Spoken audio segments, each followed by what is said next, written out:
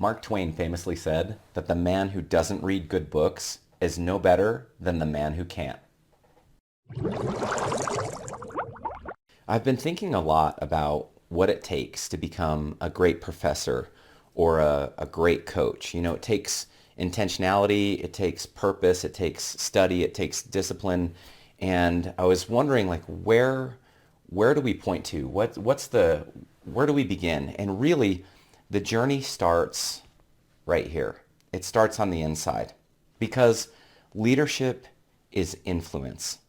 Kano Jikoro said that the chief end of jiu-jitsu is not in kicks and punches, and it's not in chokes and joint manipulations. It's in the betterment of self. That is, we are all on a journey to become better than who we were the day before. And if he's right, and leadership is influence, then it's important that we start here. Because how can we take someone somewhere that we've never been for ourselves?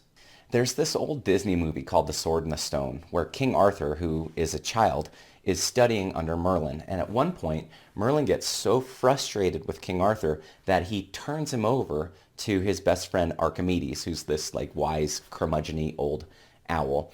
And Arthur goes to the owl and he says, "Hey, what's my lesson?" And Archimedes points to this huge pile of books and he says, "Your first lesson, your first assignment is to read all these books." That is a mountain of knowledge. And I know that sometimes it's not always easy to take time and to make time to read. Like you don't have time, I don't have time. You know, writing lesson plans for your academy is super time consuming. It's just, the truth is we will make time for that which is important to us. And reading needs to be something that's important to us, specifically things that are really going to help us to become better coaches and better professors, because leadership is influence, and I need to work on this first. So my first suggestion is a spiritual book. Now, I recommend, of course, the Bible. Here's mine, right here. I read this every day. I'm in it all week long. Every day I read the book through at least once a year, and it's really important to have a good, sound spiritual book that's leading and guiding you. And I'm not advocating that you have to become a Christian in order to become a good coach or a good professor. But I am saying that you do need to be submitted to a higher power. Whether that higher power is that light switch over there on the wall or this guitar over here, you need to have a higher power in which you are submitted to so that you can begin to create a good moral compass and have a higher sense of integrity and a higher sense of self, because whether you like it or not, your students will look up to you. Your students will emulate your behavior. You'll notice that some of your students will even start to talk like you and to act like you and to take on certain mannerisms.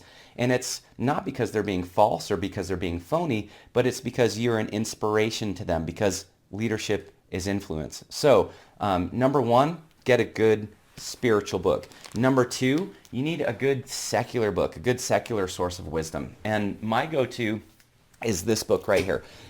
This is called How to Win Friends and Influence People. This is by Dale Carnegie. And this is not the book that I work out of. Mine looks a little bit different. But I usually keep 2 or 3 of these on hand because I give them away so often. And in fact, if you happen to know anybody or somebody from the Carnegie Institute happens to stumble upon this video, would you send me a box of these books? Because quite frankly, I'm tired of buying them. But this is a really good book.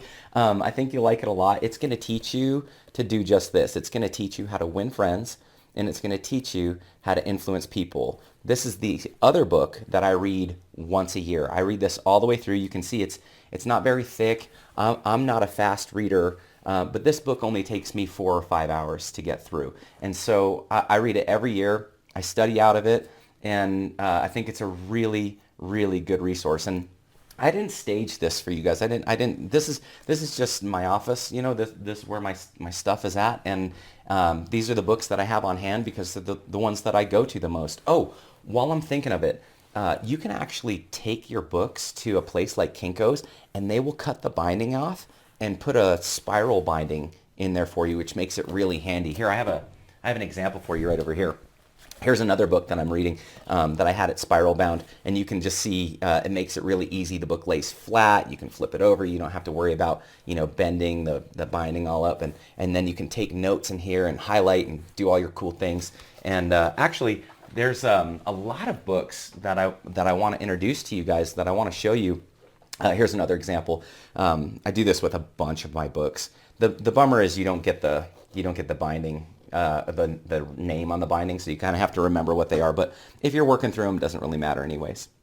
But there's a lot of really good books out there, a lot of books that I would love to introduce to you that I think would be helpful on your journey to becoming a better professor or a better coach. But I'm also interested in what books you guys are reading. So in the comment section below, drop the book, your go-to book, your go-to spiritual book, your go-to secular book. And I think that these are the ones that I would suggest. I would love to hear what you guys have going on. Also, if you have any other questions about your academy, maybe things that are going on, some issues of drama or leadership issues, like how do I deal with this? Nobody ever I just wanted to teach arm bars, and now all of a sudden I'm like counseling people after class.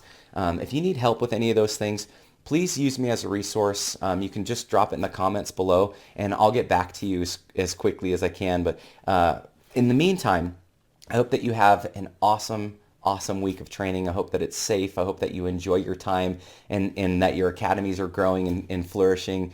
And until next time, I will see you on the mats.